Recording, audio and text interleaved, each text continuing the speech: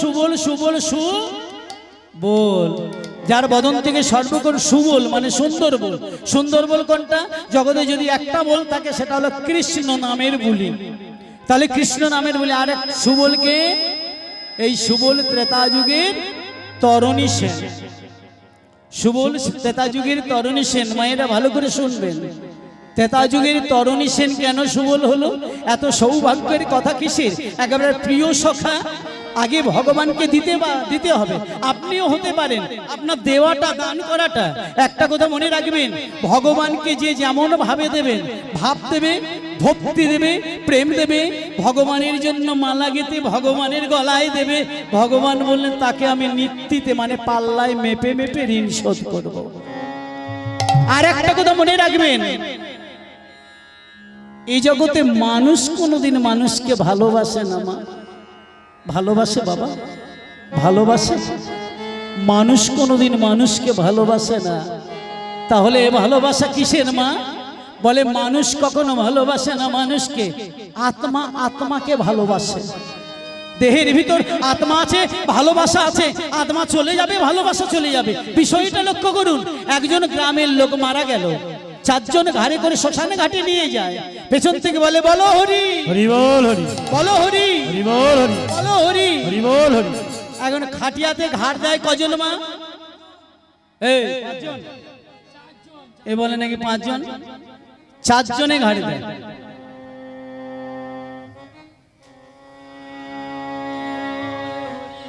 নমস্কার উপস্থিত ভদ্র মহোদয়গণ এবং আমার মা ভগ্নীগণ।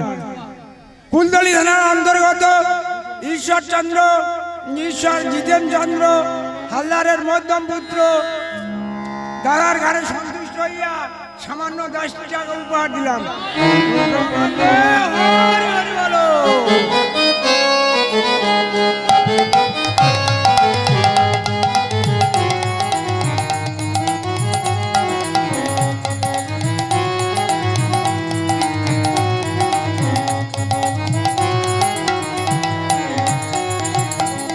হরিবল।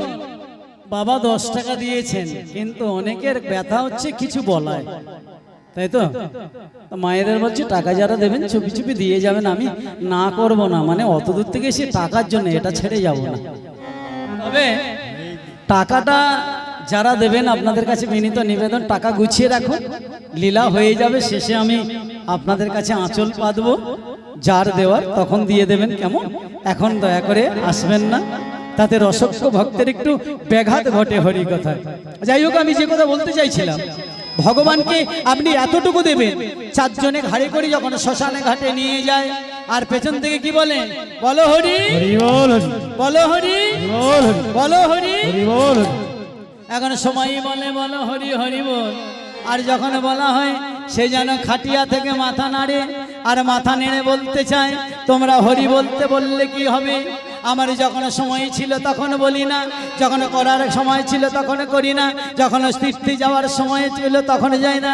এখন যে হরি বলবে সে আর দেহে নাই ভাই, যে হরি বলবে সে তো দেহে না। আমার যে হরি বলবে সে আর দেহে নাই ভাই, হরি বলবে সে আর দেহে নাই ভাই। আমার যে হরি হরি হরি বলিবে, যে হরি বলবে সে আর দেহে নাই ভাই। বলি হরি হরে হরি বলিবে, আরে কেবা হরি নিতাই গৌর হরি হরি বলবে সে তো দেহেতে না, হরি নিতাই গৌর হরি বলে, হরি বলবে তো দেহেতে না, নিতাই গৌর হরি বলে, হরি বলবে সে দেহেতে না, যে হরি বলবে সে তো দেহেতে না। হরি বল। তাই সময় থাকতে কৃষ্ণ ভজন করতে হবে। আরেকটা কথা মা, এই যে লীলা প্রসঙ্গে সুবলের কথা এলো, সুবল ত্রেতা যুগের তরণী সেন, বিভীষণের একমাত্র পুত্র। রাম রাবণের যুদ্ধে যখন এক এক করে বীর যোদ্ধা সব মারা যাচ্ছে, তরণী সেন একদিন ধীরে ধীরে গিয়ে রাবণের দুটি চরণ জড়িয়ে ধরে বলে, জেঠু জেঠু তুমি আমাকে বিদায় দাও জেঠু, আমি আজ যুদ্ধে যাব। রাবণ মনে মনে বলছে, তরণী, ওরে তুই যে আমার তরণী, তরণী মানে নৌকা, তুই আমার তরণী তরণী তরণী, ওরে তুই যে আমার পারের নৌকা, ওরে আমি আমার ছেলেদের যত ভালোবাসি তার চেয়ে অনেক বেশি ভালোবাসি তোকে। আমার ছেলেরা মরে মরুক, কিন্তু তোকে আমি যুদ্ধে পাঠাবো না রে। জেঠু তুমি আমাকে অনুমতি দাও, তরণী জোর করে যাবে। তখন রাবণ মনে মনে ভাবছে, তরণী, এই জগতে বন্ধু বান্ধব সবাই কঠোর হতে পারে, কিন্তু মা কোনোদিন কঠোর হতে পারে না। এই যখন মায়ের কথাটা এলো, আমি আজকের দুটো কথা বলি। হরিবাসরে অনেক ভক্ত বলি, যেসব যুবক দাদা ভাইয়েরা আছেন, যুবতী দিদি ভাইয়েরা আছেন, কথাটা বিশেষ করে আপনাদের বলি। আমরা সারা ভারতবর্ষ তথা বাংলাদেশ কীর্তন গেয়ে বেড়াচ্ছি, কীর্তন গাইতে গাইতে একটা দশা সারা বিশ্বের লক্ষ্য করছি, বাবা মায়ের যখন বয়স হয়ে যায় তারা নাকি ছেলে বৌমার কাছে একটা ভার বোঝা হয়ে দাঁড়ায়। কিন্তু তারাই মনে রাখবেন যুবক ভাইয়েরা, জীবনে তোমার ভালোবাসার বন্ধু জুটবে, ভালোবাসার মানুষ জুটবে, কিন্তু আমার বাবা মায়ের মতো এত আপন করে কেউ ভালোবাসে না গো। বিশেষ করে মায়ের মতো কেউ আপন করে ভাসতে জানে না। বাংলাদেশে যখন হিন্দু মুসলমানের গন্ডগোল বাঁধলো, সেই সময় এক বাবা গন্ডগোল মানে যুদ্ধে মারা গেল। মায়ের কোলে একটা ছোট্ট ছেলে, মা ছোট্ট ছেলেটা নিয়ে দাঁড়ে দাঁড়িয়ে ভিক্ষা করে ছেলেটাকে মানুষ করলো। ছেলেটা বড় হলো, কিন্তু ভালোবাসাটা লক্ষ্য করুন, যুবক এক যুবতীকে ভালোবেসেছে। সাধারণ জগতের যে ভালোবাসা, আজ একটা গয়না, কাল একটা হার, কাল একটা চুড়ি, কাল একটা মাগড়ি চাইতে চাইতে একদিন বলে বসে, হ্যাঁ গো তুমি আমাকে কত ভালোবাসো গো। যুবক বলে, হ্যাঁ গো, ভালোবাসাটা কি মুখে বলা যায়? হৃদয়ের বস্তু। জগতে এমন কোন বস্তু নাই যে তোমার চেয়ে বেশি ভালোবাসে। দেখাতে পারো? বলে, বলো কি প্রমাণ চাও তুমি? যুবতী বলছে, শোনো, তুমি আমাকে অনেক ভালোবাসো আমি বুঝবো, যদি তুমি ঘরে গিয়ে তোমার এই মায়ের বক্ষে ছুরি বসিয়ে হৃৎপিণ্ডটা ছিঁড়ে এনে আমাকে দিতে পারো, তাহলে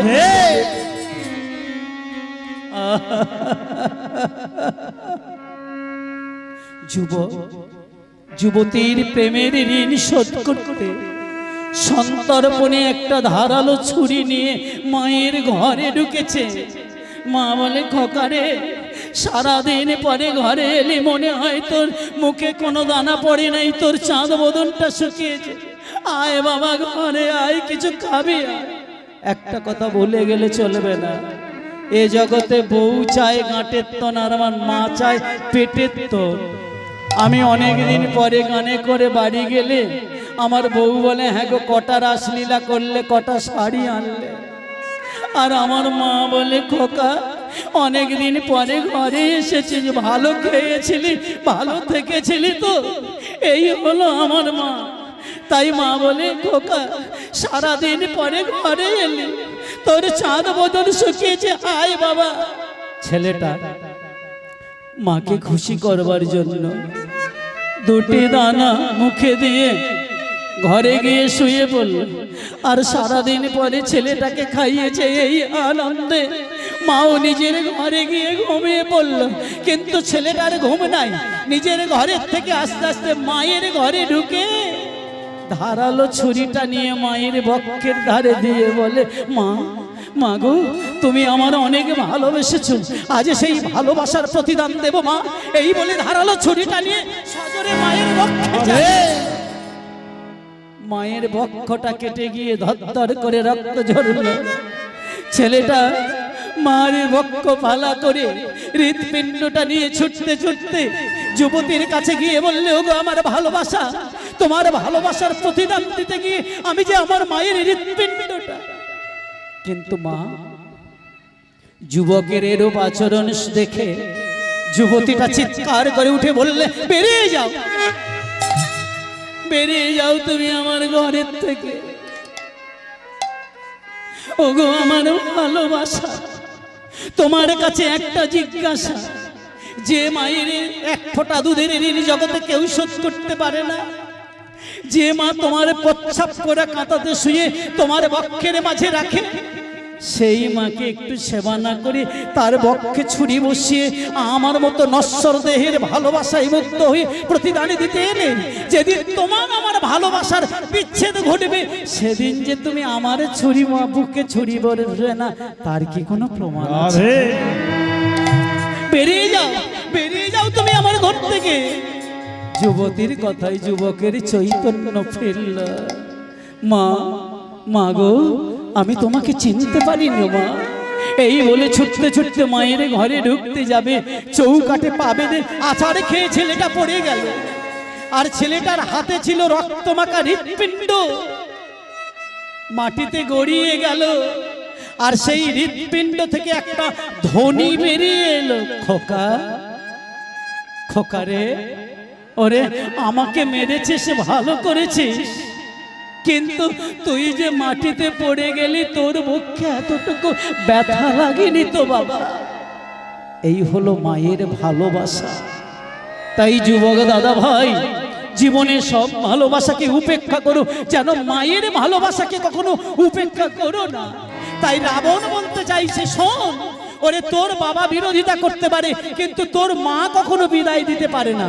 তাই তোর মায়ের কাছ থেকে যদি অনুমতি চেয়ে আনতে পারিস, আমি তোকে অনুমতি দেব। ভালো করে শুনবেন। তরণী সেন ধীরে ধীরে মায়ের কাছে গিয়ে বলছে, মা, মা গো, আমি আজ যুদ্ধে যাব, তুমি আমার বিদায় দেবে না মা? তরণীর মা সরলা বলে, দেব, দেব বাবা। ওরে বাবা, একটা কথা মনে রাখিস, যদি রামের হাতে তোর মৃত্যু হয় তুই স্বর্গপ্রাপ্তি হবি, আর যেই নরকে মৃত্যু হলে তুই নরকে যাবি। আয় বাবা, আমি তোকে, মা আমি তাহলে যুদ্ধে যাব, তুমি আমাকে ভালো করে শেষবারের মতো সাজাবে না মা? তরণীর মা বলছে, আয় সাজাবো, কিন্তু সাজানোটা কেমন? সারা অঙ্গে নামে নামে লিখল, কিন্তু মনে মনে ভাবে, ওগো ভগবান, শাস্ত্রে শুনেছি তোমার চেয়ে তোমার নামে বড়, নামের চেয়ে নাকি ভক্ত বড়। তাই তুমি তোমার নামের উপর আঘাত করতে পারো না। তোমার ভক্ত যাবে যুদ্ধে, তাই যাতে তোমার চরণের ঠাঁই পায়, তার জন্য আমি রাস্তা বের করে রাখলাম। সর্বঙ্গে কৃষ্ণ নাম লিখলাম, কিন্তু কণ্ঠটায় কৃষ্ণ নামে লিখলাম না, কণ্ঠেতে কৃষ্ণ নাম লিখল না। এইবারে তরণী সেন বললে, মা, মা গো, তুমি আমাকে সাজালে, এবার তোমাকে প্রণাম করি, তুমি আশীর্বাদ করো মা। আমি তোমার একমাত্র ছেলে, একমাত্র পুত্র, তুমি আমাকে আশীর্বাদ করবে না? তরণী প্রণাম করতে গেল, আর মা সরলা আশীর্বাদ করছে, খোকা রে, আমি তোকে করি আসিস, আরে যেন ফিরে না আসিস। ওরে আমি তোকে করি আসিস, আরে যেন ফিরে না আসিস। যদি ফিরে আসিস তোর এই নরকে পুষতে হবে। আর যদি ভগবানের হাতে মৃত্যু হয়, ছুটতে ছুটতে তরণী সে জেঠুর কাছে গিয়ে জেঠুর পায়ে প্রণাম করতে যাবে। আরে রাবণ তরণী সেনকে জড়িয়ে ধরে বলে, তরণী, তোকে এত সুন্দর করে কে সাজালো রে? তরণী বলে, জেঠু, আমার মা আমাকে সাজিয়েছে। রাবণ বলে, তরণী, তোর মা যদি আমার ভাতৃবধূ না হতো, তাহলে আমি ছুটে গিয়ে তোর মায়ের চরণ দুটি জড়িয়ে। ওরে তরণী রে,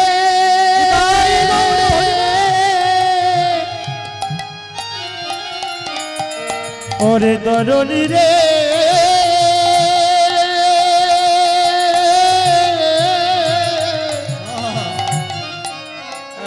ওরে তরণী, তোরে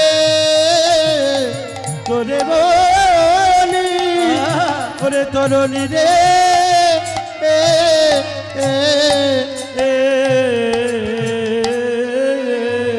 যা তরুণী, আমিও তোকে বিদায় দিলাম, যুদ্ধ করবি যা। ও মায়েরা, তরণী সেন যুদ্ধে ছুটে চলেছে, গিয়ে ছুটে গিয়ে ডাক দিলে, রামচন্দ্র, তুমি নাকি যোদ্ধা, আমার সঙ্গে যুদ্ধ করবে, এসো। তরণী সেনকে দেখে রামচন্দ্র বললেন, বিভীষণ, বিভীষণ, কে এই বালক? এই বালককে দেখে মনে হয় লঙ্কায় অন্তত একজন আমার ভক্ত আছে। তুমি বলতে পারো এই বালককে তুমি চেনো? বিভীষণ বলছে বন্ধু কি করে বলি গো, কি করে বলি? আমি যদি বলি আমার একমাত্র পুত্র তরণী সেন, তাহলে যে তুমি বধ করবে না, তুমি তো বধে করবে না, আর তুমি যদি বধ না করো আমার তরণী সেন উদ্ধার হবে না, উদ্ধার হবে না। তাই বলে বসলো তরণী, আমি ওকে চিনি না। বাদলো ভক্ত ভগবানের যুদ্ধ, কিন্তু মা চিরকাল যে ভক্তের কাছে ভগবান পরাজিত, তাই যুদ্ধ হলো কিন্তু ভক্তের কাছে ভগবান পেরে উঠছে না। নিরুপায় হয়ে রামচন্দ্র বিভীষণকে বললেন, বন্ধু সমস্ত বীরের মৃত্যু সন্তান, তুমি বলেছো মৃত্যুবান, এই বালকের মৃত্যুবান? বলবো বলবো বন্ধু, আমি যদি না বলি আমার ছেলে যে উদ্ধার হবে না, তাই বলে বসলো বন্ধু ওর মৃত্যু বাণ একমাত্র বৈষ্ণব বাণ। বৈষ্ণব বাণ। তাই গৌর হরিবল। রামচন্দ্র সেই মৃত্যু বাণ নিয়ে যখন তরণীর গলায় নিক্ষেপ করলেন, তরণীর দেহটা একদিকে যায়, মুন্ডটা আর একদিকে যায়, কিন্তু ভক্ত কাকে বলে দেখুন, দেহটা একদিকে যাচ্ছে, মুন্ডটা আর একদিকে গড়িয়ে যায়, কাটা মুন্ড থেকে জয় রাম জয় রাম জয় রাম বলে, জয় রাম জয় রাম জয় রাম বলে, জয় রাম জয় রাম জয় রাম বলে, আজ জয় রাম জয় রাম জয় রাম বলে। ওগো তরণী সেনে কাটা মুন্ড, জয় রাম জয় রাম জয় রাম বলে, ধরণী সেজে কাটা মুন্ডু বলি, জয় রাম জয় রাম জয় রাম বলে, জয় রাম জয় রাম জয় রাম বলে, ধরণী সেজে কাটা মুন্ডু, জয় রাম জয় রাম জয় রাম বলে। হরিবল। তখন যখন তরণী সেনের মুন্ড কেটে যায়, বিভীষণ চিৎকার করে কেঁদে উঠল। রামচন্দ্র বললেন, বিভীষণ অনেক যোদ্ধা মারা গেল, তুমি তো কাঁদনি, কিন্তু এই যোদ্ধা মারা গেল তুমি কাঁদলে কেন? বিভীষণ বললে, বন্ধু ও যে আমার একমাত্র পুত্র, আগে বলনি কেন? আগে যদি আমি বলতাম তুমি কি আমার ছেলের বধ করতে? বিভীষণ, তুমি আমার চরণে তোমার ছেলেকে বলি দিলে, তাই আমি কথা দিলাম যুগে যুগে বারে বারে যখন আমি লীলায়েতে যাব, তোমার ছেলে আমার চরণের দাস করব, সখা করব, তাই তোমার ছেলে হবে আমি রামচন্দ্র, দাপর যুগে হবে কৃষ্ণচন্দ্র, আর তোমার তরণে হবে আমার প্রিয় সখা সুবল, প্রিয় সখা সুবল। আবার এই দাপরের সুবল কলিযুগে হলেন গৌরী দাস পণ্ডিত। তাই গৌর হরিবল। বলি সেদিনই আমি সঙ্গে নেব, সেদিনই আমি সঙ্গে দেব, বলি সেদিনই আমি সঙ্গে নেব, সেদিন আমি সঙ্গে দেব, সেদিনই তারপরে যুগে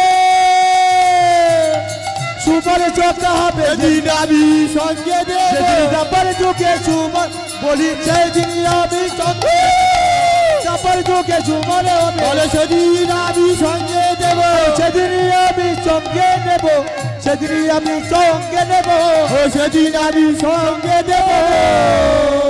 হরিবল। মায়েরা, তাহলে ভগবানকে কিছু দিতে হবে, দিতে হবে, তাই এই সেই সুবল, সুবলেরও বদন দেখে আজ রাধা বদনে